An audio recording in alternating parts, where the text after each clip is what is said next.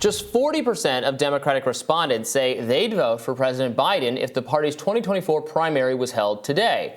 That's according to a new Harvard Capps-Harris poll. Now, curiously, respondents were given a list of hypothetical primary frontrunners to choose from, and Robert F. Kennedy Jr. was not on the list at all. Now, this list did include Kamala Harris, Hillary Clinton, Bernie Sanders, Pete Buttigieg, AOC, Gavin Newsom, Amy Klobuchar, Stacey Abrams, Marianne Williamson, who is actually running against Joe Biden, Elizabeth Warren, Joe Manchin, and Andrew Cuomo. Are they forgetting somebody? Somebody who's actually polling like 20%? 20% of the vote. Now, I don't know if there's a simple explanation to this, like they conducted this poll before he had entered the race, but there's some pretty speculative people on there. Most like Andrew Cuomo's not in the race, exactly. right? Amy Klobuchar's not in the race. Exactly.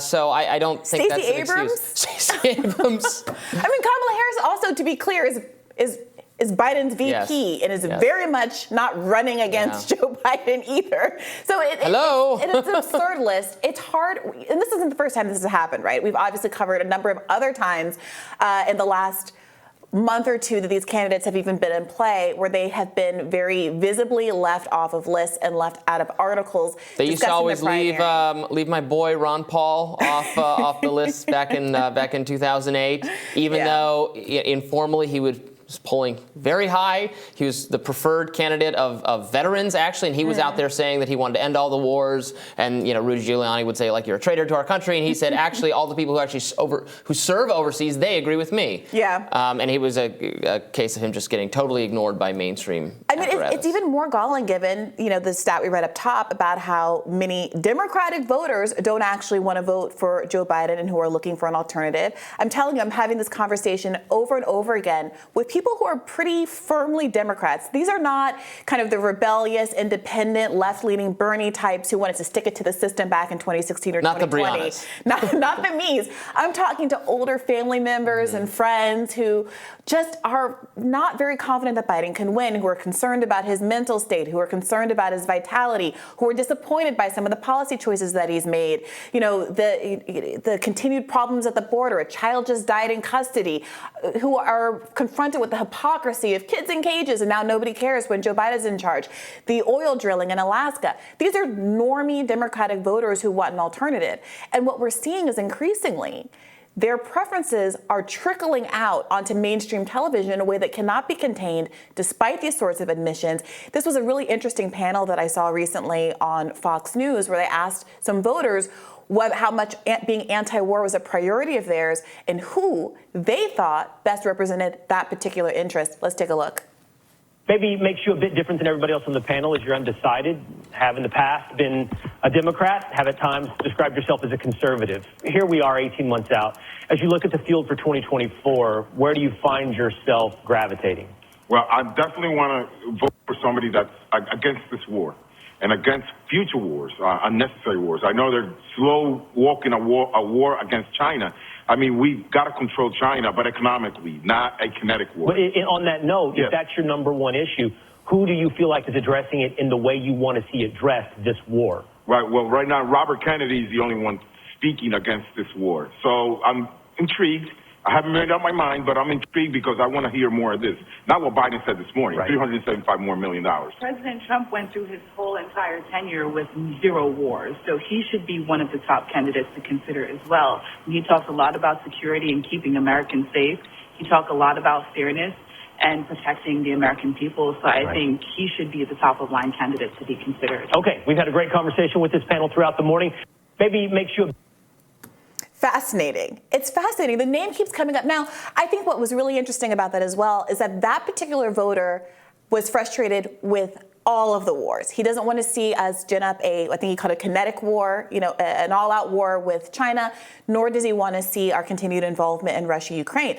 That is notably a different position than many Republicans who are self-described anti-war Republicans have taken, where they have been very critical of the Russia-Ukraine war, but have supported Biden's military budget and have been antagonizing and seemingly pushing for an escalation with China. We saw that when we talked to Marjorie Taylor Greene just a few weeks ago on the show, and I asked her specifically, would be willing to make any cuts to Biden's unprecedentedly large $800 billion defense budget. She gave a clear no. And it will be interesting to me to see if voters start to disentangle who is really kind of comprehensively anti-war and who is more performatively anti-Ukraine war because they want to shift resources elsewhere on the globe. And Trump was not comprehensively against war either. Obviously, authorized the taking out of Soleimani, just one of the many things that happened over the course of his presidency that were contrary to his stated goals of breaking with the kind of Republican consensus on foreign policy.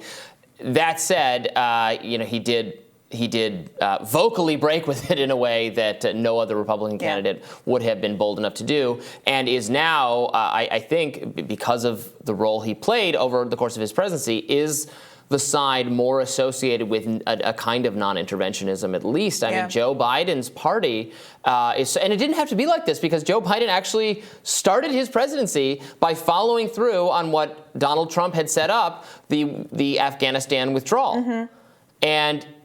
And he did that. Consequences be damned. He did that. He got us out of that conflict. So he didn't. In fact, there was a moment where it looked like he was going to be the president finally, because he had so much experience. Because he'd been in the White House when President Obama and Hillary Clinton, duplicated all the mistakes of previous Republicans in terms of nation building in the Middle East, et cetera. Maybe Joe Biden, because he'd seen it firsthand so many times, was going to be the one to call BS on what national security advisors were telling him. And with Afghanistan, it looked like it was going to be the way for a second.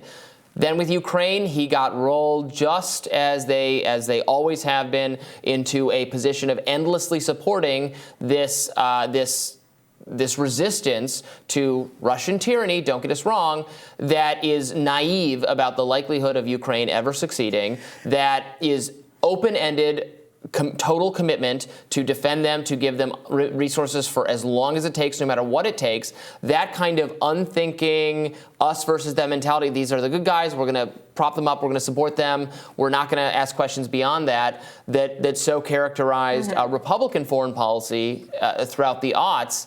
And now it's Joe Biden echoing that, and Republicans somewhere else. The cynical read is that Joe Biden did not get rolled. The cynical read, and some people were making this argument at the time, that the withdrawal from Afghanistan was a preservation of resources for another conflict, just the way that I think for some so-called anti-war advocates, their distaste with the Russia-Ukraine, our involvement in the Russia-Ukraine conflict, has to do with them wanting to conserve resources for a war with China or something else.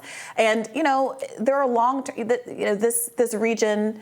Russia, Ukraine, Crimea, there's long-standing issues here. And, there's an argument that Joe Biden did not get rolled, that the United States has geopolitical interests here. There are all the provocations that we've talked about endlessly on the show with respect to NATO expansion, et cetera. But there was a certain known quality about what kind of geopolitical moves were going to yield a certain kind of result. Not that that result is good or that they're entitled to invade Ukraine or anything like that. You're saying he knows exactly what he's doing. He wants to escalate tensions with Russia. He wants to return to a kind of Cold War footing with the Nord Stream pipeline of it all, et cetera, et cetera. And so, in fact, when I say he got rolled, what I mean is listens to national security advisors who are creatures of the state, who give this advice no matter it's an R or D in the White House who's saying this is what we have to do.